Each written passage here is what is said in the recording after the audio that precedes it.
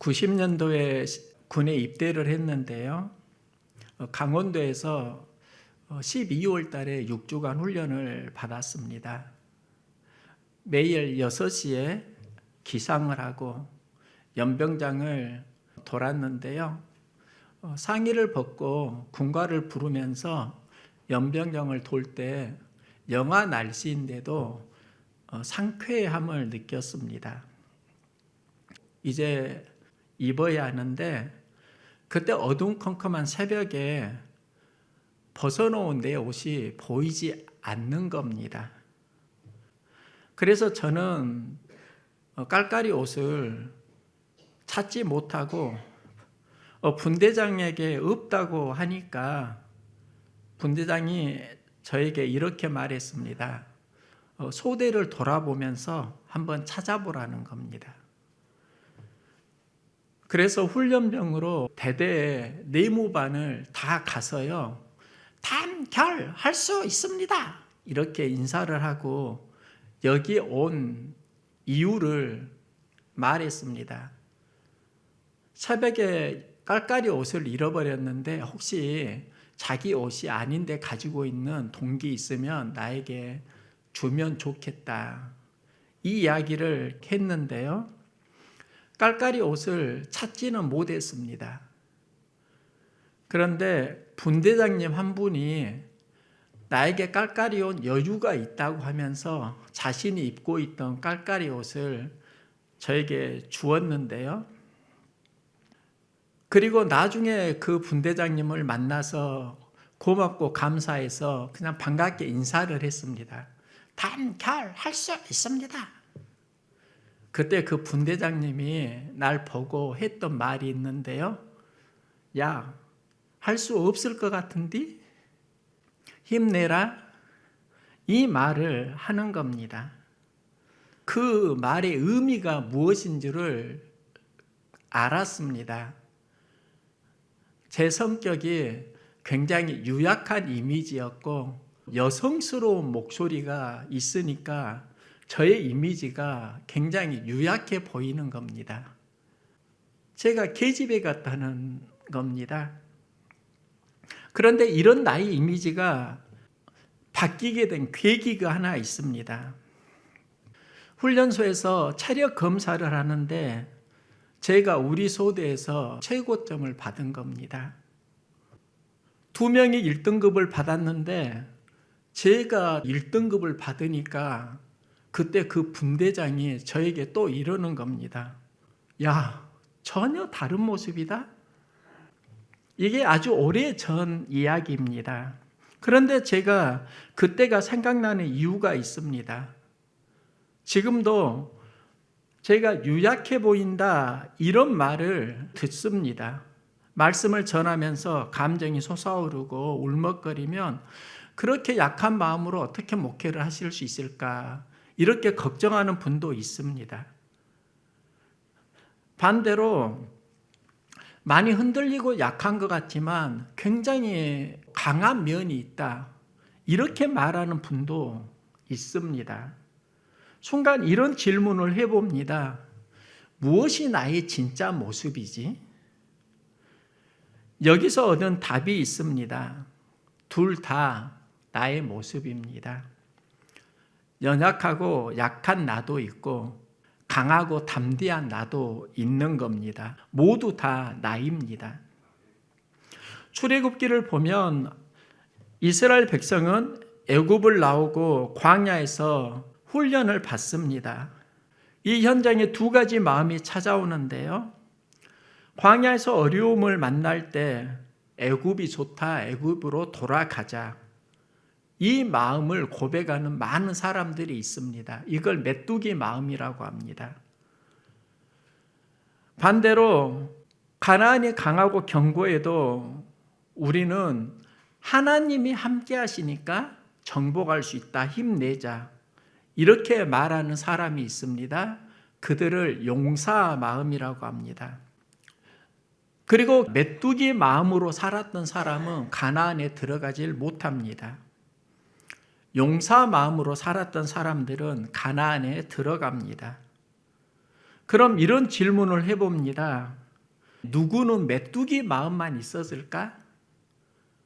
여호수아와 갈렙은 용사 마음을 품고 가나안에 들어가는데, 그러면 여호수아와 갈렙에게는 메뚜기 마음이 없었을까? 이런 질문을 하면서 제가 얻은 답이 있습니다. 여호수아와 갈렙에게도 두렵고 떨리는 메뚜기 마음이 있었다는 겁니다.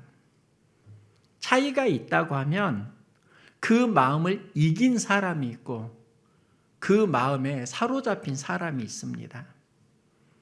이긴 사람들을 보면 그들이 스스로 이긴 게 아닙니다. 말씀을 따라가는 믿음이 그들을 이기게 했습니다. 메뚜기와 용사의 이야기는 우리들의 삶의 이야기입니다. 나는 용사인가 메뚜기인가 이 질문을 하면서 예전에는 둘 중에 하나를 택하려고 했습니다.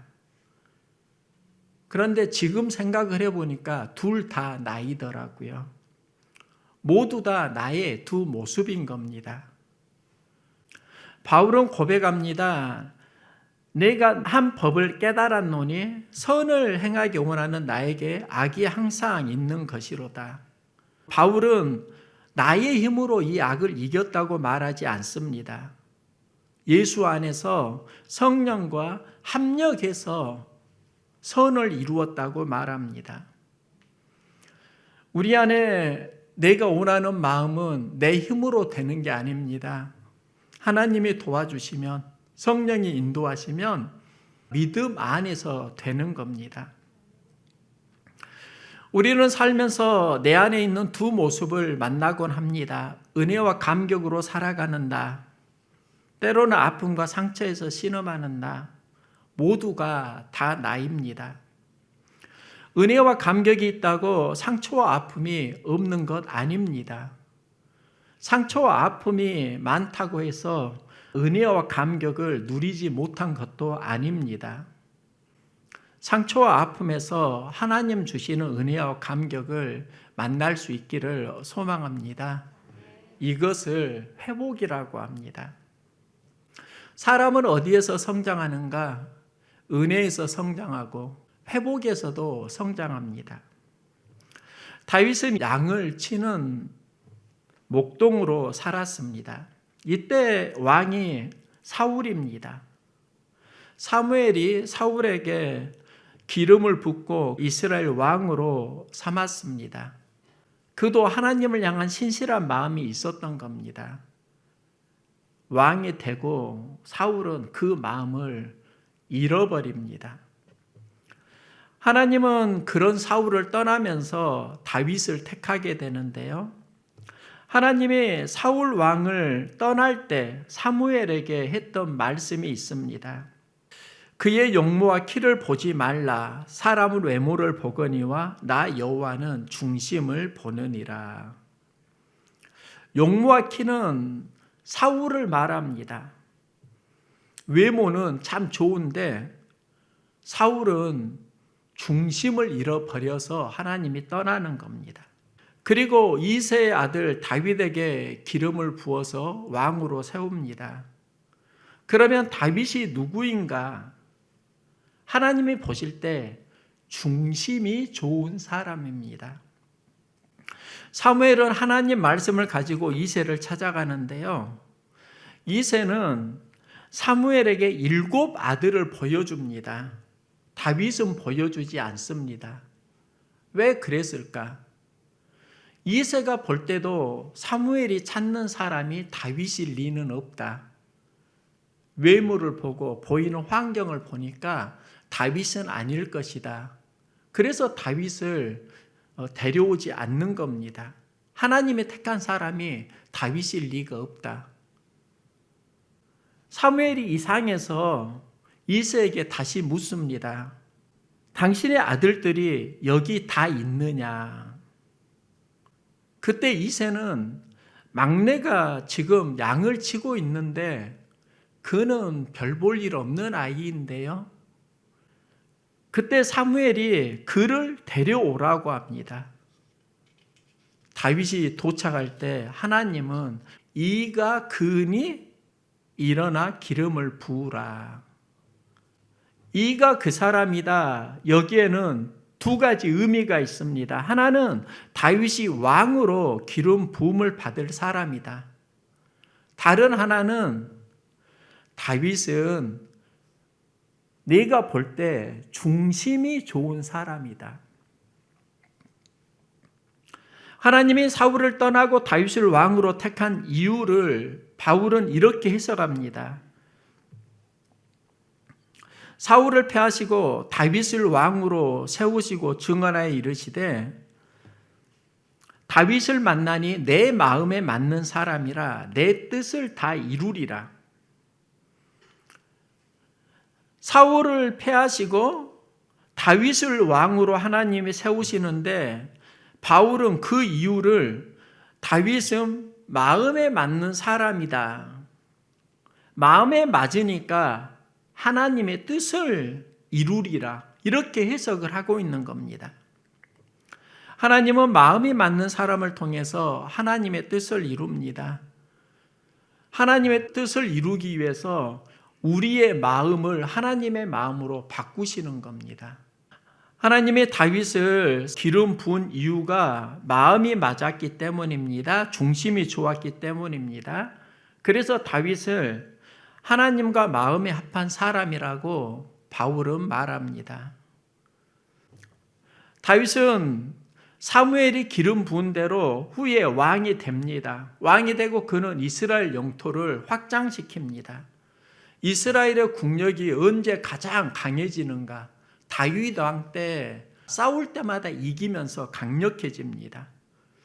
이제 다윗에게 새로운 일상이 시작됩니다. 그런데 하나님과 멀어지는 일상입니다. 다윗은 시편에서 고백하는데요. 하나님이여 내 속에 정한 마음을 창조하시고 정직한 영을 새롭게 하소서. 주의 구원의 즐거움을 내게 회복시켜 주소서. 마음을 새롭게 하시고 구원의 즐거움을 회복시켜 주소서. 예전에 다윗이 했던 고백이 있습니다. 내 영혼이 여호와를 즐거워하며 그 구원을 기뻐하리로다. 그런데 지금은 보니까 그 구원의 기쁨과 즐거움을 잃어버려서 회복시켜 주시라고 다윗은 간구합니다. 왜 다윗에게 이런 변화가 생겼을까? 그 이유가 밧세바 사건입니다. 다윗이 잠을 자고 저녁 때 침상에서 일어났습니다. 저녁 때 침상에서 일어났다는 말은 낮잠을 잤다는 이야기입니다. 일어나서 왕궁의 지붕 위를 거닐다가 창문 너머로 목욕하는 여인이 보입니다. 심히 아름답습니다. 다윗이 그녀를 자기에게 데려오게 하고 침상에서 동침을 합니다. 그리고 여인이 다윗에게 내가 잉태하였나이다 이 소식을 전합니다.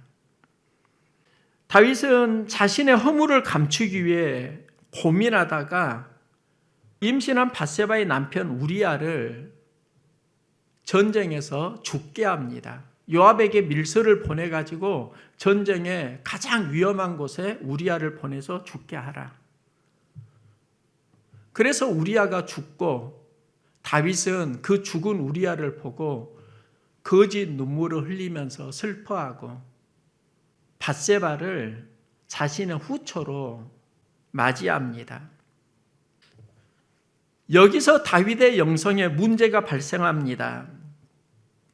죄를 지으니까 구원의 기쁨과 즐거움이 사라지는 겁니다. 하나님을 향한 감동이 무뎌지고 좋았던 마음의 중심이 조금씩 흔들리더니 이제 하나님과 멀어지게 됩니다. 다윗은 이 문제를 스스로 해결하지 못합니다.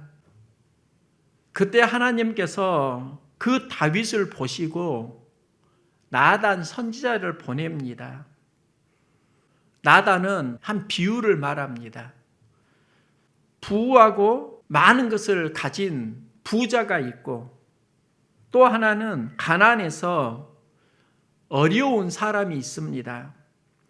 부자는 가진 게 많은데 가난한 사람은 암양 새끼 한 마리가 그에게 전부입니다. 어떤 행인이 부자의 집에 왔습니다. 부자는 그 행인을 대접을 해야 하는데 자신이 가진 많은 양과 소는 아까운 겁니다.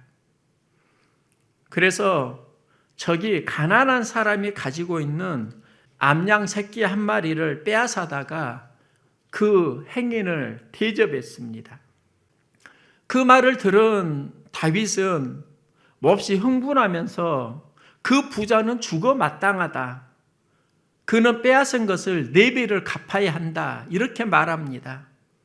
그때 나단이 다윗에게 하는 말이 있습니다. 당신이 그 사람입니다. 당신이 죽어 마땅한 부자입니다. 당신이 그 사람입니다. 이 말은 예전에도 들었던 말입니다. 사무엘이 다윗을 왕으로 기름 부을 때 하나님께서 하셨던 말씀이 이 사람이 그이다. 이때는 마음의 중심이 좋은 사람이었습니다. 왕으로 기름 부을 만큼 준비된 사람이었습니다. 나단에게 들은 당신이 그 사람입니다. 그 말은 전혀 다른 다윗입니다.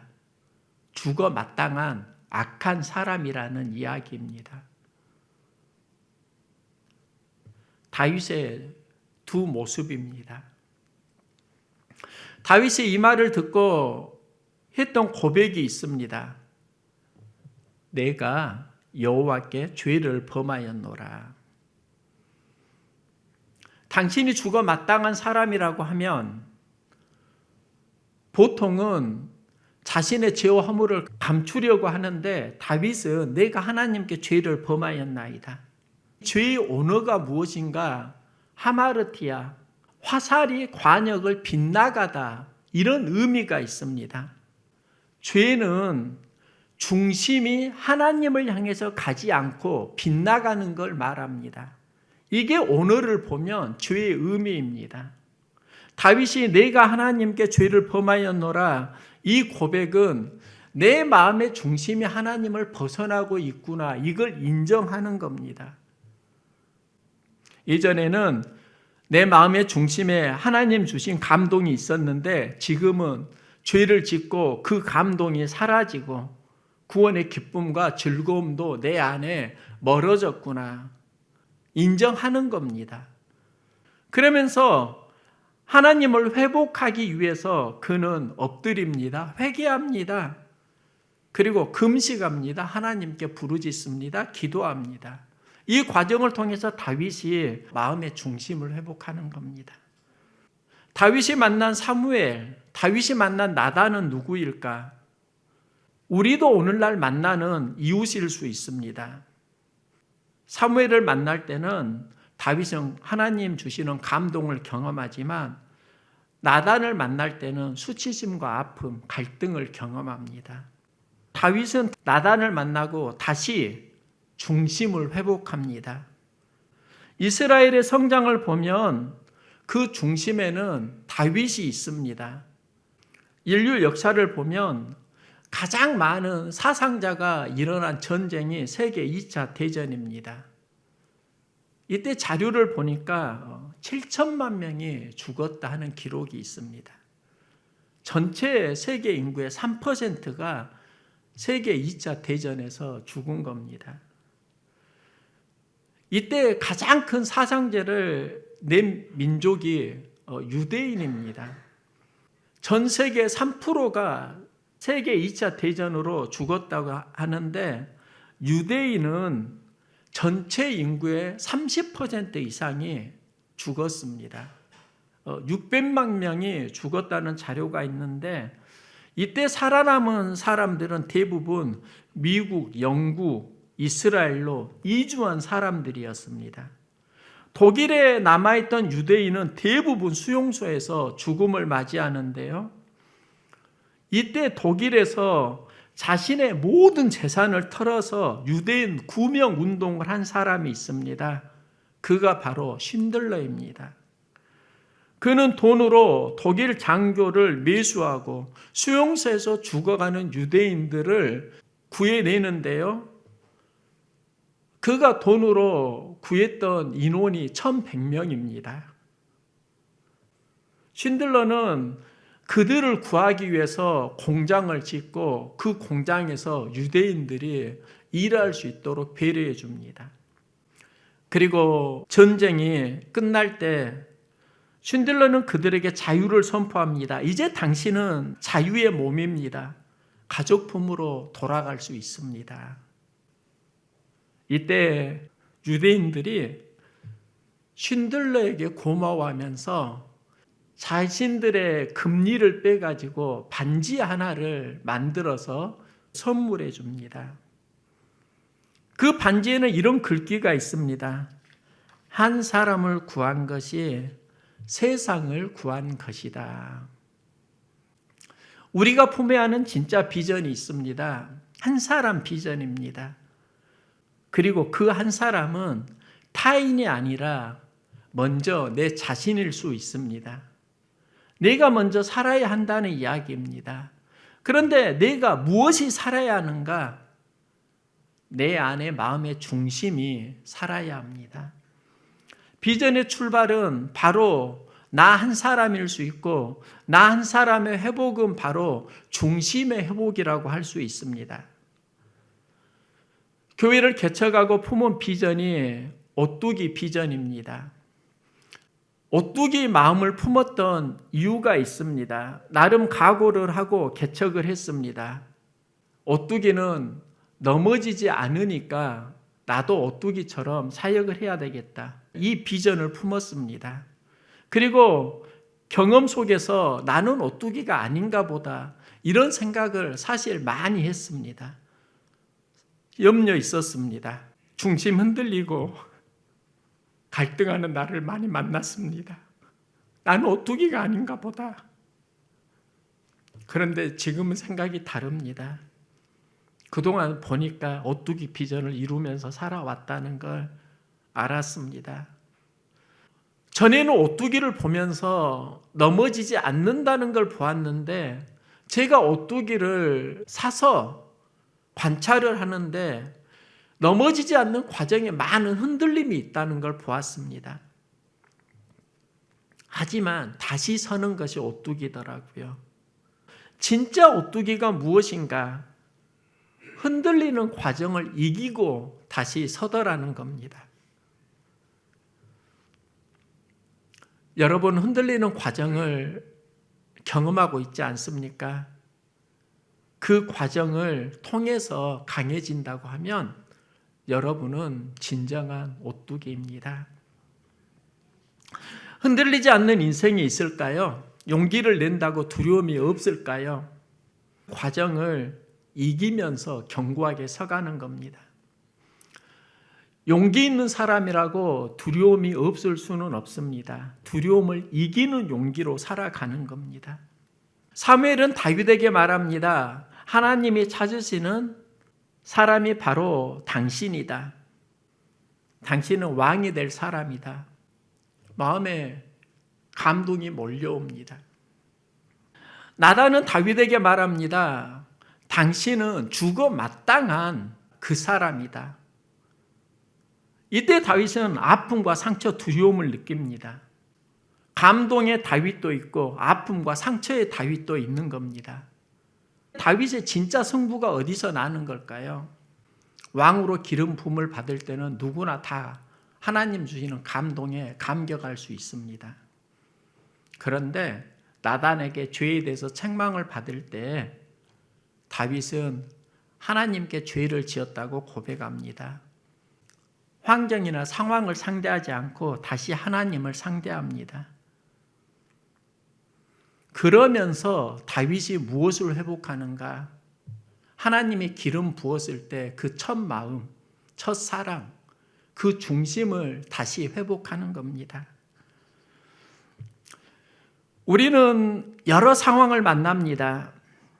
그리고 그 상황 속에서 우리의 마음은 환경을 상대할 수도 있고 또 우리의 믿음은 하나님을 상대할 수도 있습니다. 우리는 상황을 보지만 하나님은 우리 마음의 중심을 보십니다. 하나님은 우리의 중심을 회복하기를 원하십니다. 다윗은 그 중심을 회복해 가고 있습니다. 흔들리는 자신을 하나님께 고백하고 이 고백이 진정한 용기일 수 있습니다. 하나님 앞에 죄를 범하였노라. 용기를 내고 중심을 회복하면서 그는 자기 자신을 회복합니다. 그 회복이 이스라엘 회복과 연결됩니다. 우리 교회가 연약한 교회일 수 있습니다. 많은 분들이 우리 교회가 하나님 말씀으로 성장했으면 기도와 응원을 많이 하고 있습니다. 이번 맥주 감사주일에 우리 교회를 응원하는 분들이 참 많다는 걸 느꼈습니다. 이름은 밝히질 않았지만 물질로 후원해 주는 분도 계셨고요. 또 주일학교 다음 세대 여름 사역을 위해서 헌금해 주는 분도 계셨습니다. 우리 교회 안에서도 우리가 하나님께 드렸지만 교회 밖에서도 우리 교회를 기억하고 도와주는 분들이 있었다는 겁니다. 우리 교회가 어떻게 성장할 수 있을까? 사람들이 많이 왔으면 좋겠다. 그렇게 이야기를 하는데요. 하나님의 비전의 출발점은 바로 남이 아니라 나의 중심의 회복이라는 겁니다. 하나님을 상대하면서 내 중심이 회복되기를 원합니다. 내 중심이 회복될 때 나를 통해서 교회가 회복됩니다. 교회가 회복될 때 하나님 나라가 회복됩니다. 중심이 회복되기를 소망합니다. 하나님과 마음을 합하시고 말씀을 따라가면서 하나님 주시는 힘과 용기로 승리하는 삶 살아갈 수 있기를 소망합니다.